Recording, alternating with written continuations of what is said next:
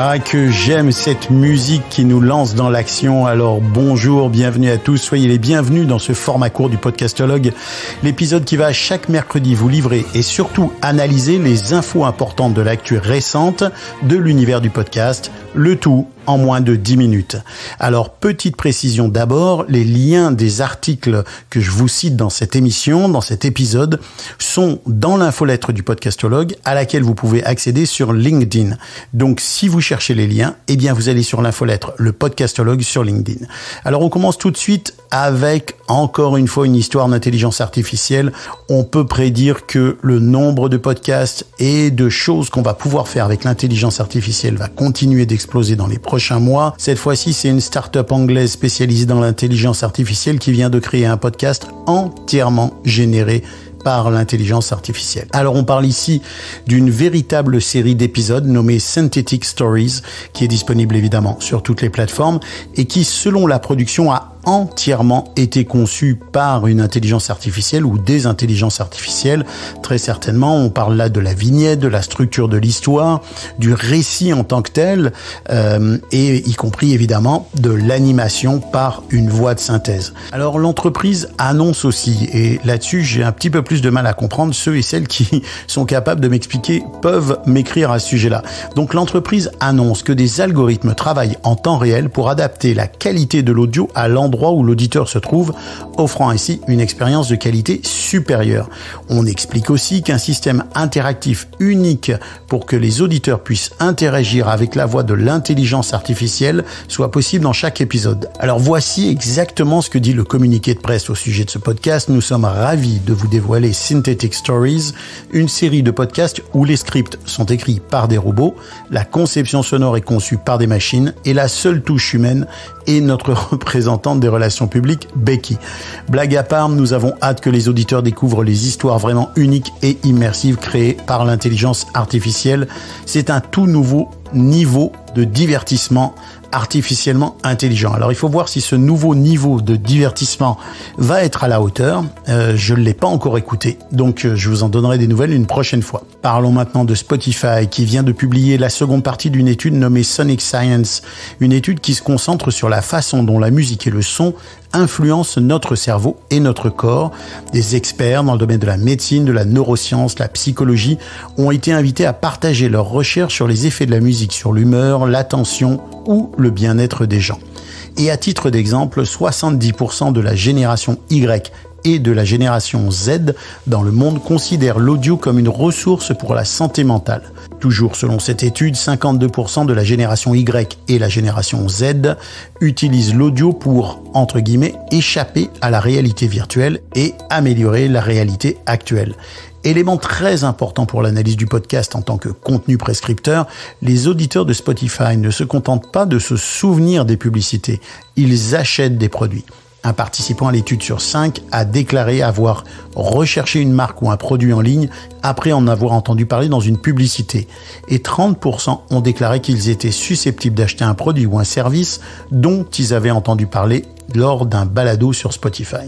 Souvenons-nous que les gens écoutent du contenu Spotify sur les mêmes appareils que ceux qu'ils utilisent pour faire les achats, ce qui rend évidemment l'impulsion d'achat bien plus simple à réaliser. Un sujet tout autre mais qui est quand même lié finalement à celui-là puisqu'on parle de bien-être. Vous savez que les contenus audio sont très souvent compressés et que ce taux de compression, d'après une étude que j'ai lue assez récemment, nuirait à la qualité auditive des petits êtres humains qui exagèrent la quantité de son qu'ils placent dans leurs oreilles et que ça pourrait causer des dommages auditifs à long terme. Ça, on le savait, on s'en doutait. Mais je vais chercher l'étude et j'essaierai de vous en parler dans un autre épisode. Alors on traverse l'Atlantique et cette fois on va en Italie pour un sondage Ipsos Digital Audio Survey d'octobre 2022. Un sondage très intéressant qui concerne les auditeurs de podcasts qui ont atteint 36% de la population italienne en 2022, soit un peu plus de 11 millions d'utilisateurs entre 16 et 60 ans, c'est-à-dire quasiment 2 millions de plus que l'année précédente, avec donc une croissance significative de plus de 31% enregistrée en 2021. 2021. La plus forte augmentation enregistrée depuis le début de la croissance surveillée par Ipsos. Alors, Claudia D'Ippolito, qui travaille chez Ipsos, explique « Les podcasts continuent de représenter une opportunité précieuse pour le monde de l'édition et du divertissement car ils offrent une expérience utilisateur attentive, impliquée, immersive et protégée. Ils permettent de valoriser des productions de qualité et d'offrir un contexte sécurisé pour les communications de marque qui permettent le développement d'audiences investies qui, si elles sont suffisamment stimulées et satisfaites, peuvent de manière crédible faire l'objet de propositions rémunérées. Voilà, c'est compliqué, mais finalement, ce que ça dit, c'est que le podcast est un très bon vecteur pour de la publicité par les animateurs et animatrices. Alors sur les outils utilisés pour écouter du podcast, il n'y a pas plus de surprises en Italie qu'ailleurs. Le smartphone reste l'appareil le plus utilisé, 72% quand même selon cette étude, 39% pour l'ordinateur et 25% pour la tablette et les autres appareils numériques, tels que les haut-parleurs intelligents qui sont quand même 12% et les montres intelligentes et les consoles de jeux qui représentent 7%. Le domicile est le lieu privilégié pour écouter des podcasts, 73%, même si la quantité d'utilisateurs à la maison diminue par rapport à 2021, elle a diminué de presque 10%. Vient ensuite l'écoute en voiture pour 28% et puis dans les moyens de transport 22% et à pied. On est quasiment dans un trio là qui correspond 28, 22 et 21%. Du côté de l'engagement et de la publicité, ça aussi c'est intéressant. Le fort niveau d'engagement qui était apparu les années précédentes reste très élevé avec 58% des utilisateurs déclarant écouter des podcasts sur toute leur durée. C'est quand même assez important.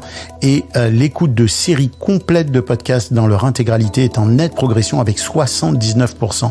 Ça rejoint une statistique qu'on retrouve très régulièrement qui indique que les utilisateurs de podcasts et utilisatrices de podcasts, ceux qui écoutent régulièrement du podcast, entrent vraiment dans une spirale d'écoute qui ne cesse de s'augmenter. Alors, les podcasts confirment toujours dans ce sondage Ipsos un excellent contexte pour la publicité. La mémoire des publicités associées au podcast est très importante et elle reste stable à 71%. Ça, c'est un élément important parce que ça veut dire qu'on se souvient bien mieux de la publicité qu'on écoute en podcast que celle qu'on écoute pour à la télévision ou à la radio. Donc, c'est vraiment un très bon signe pour le marché de la publicité.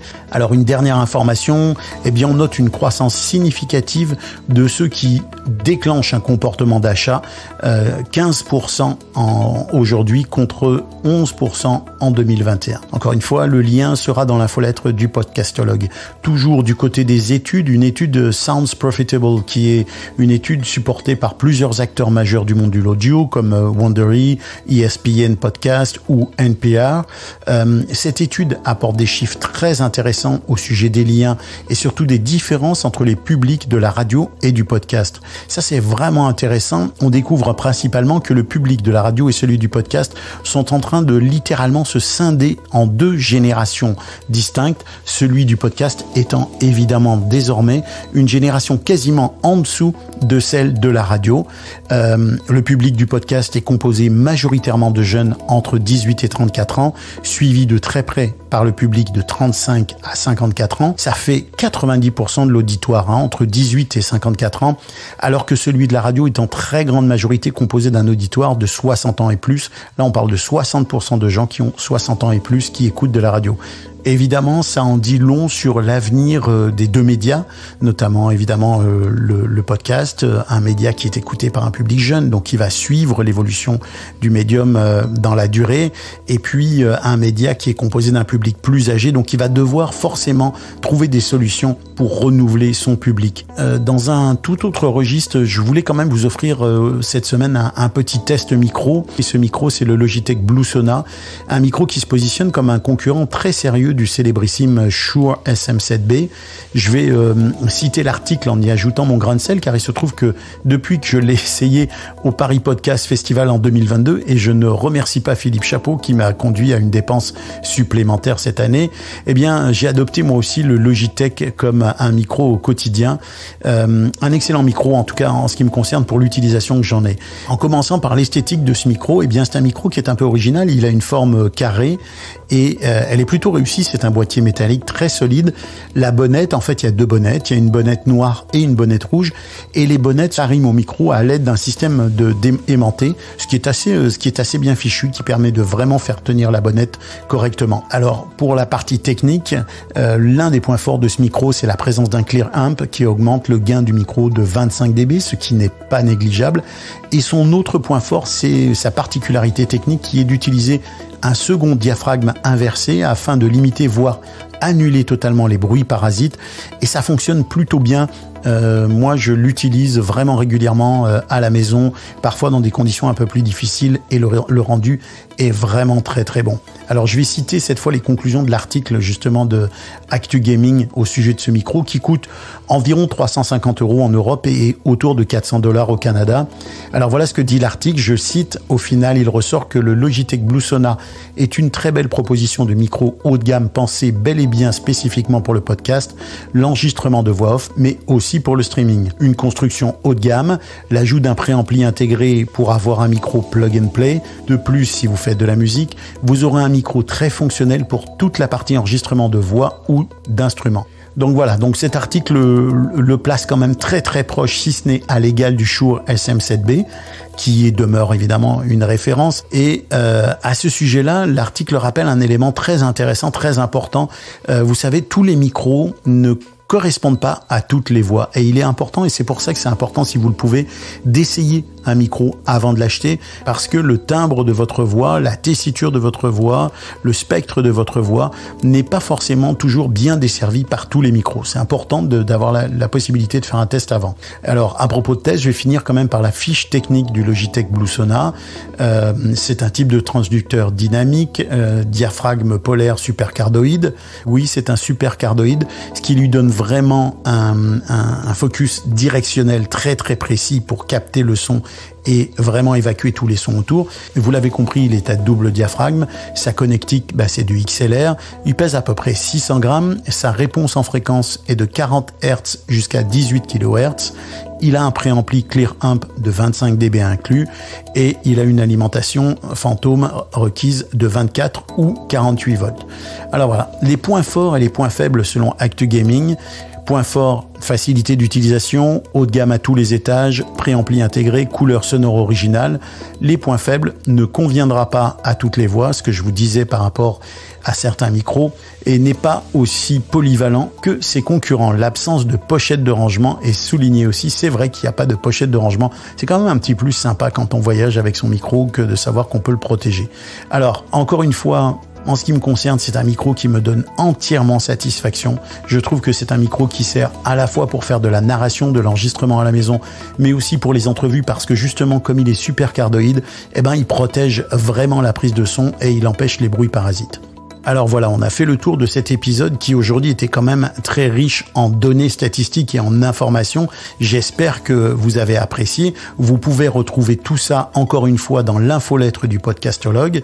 Nous, on se retrouve mercredi prochain pour un nouveau numéro de cet épisode Podcastologue Actu.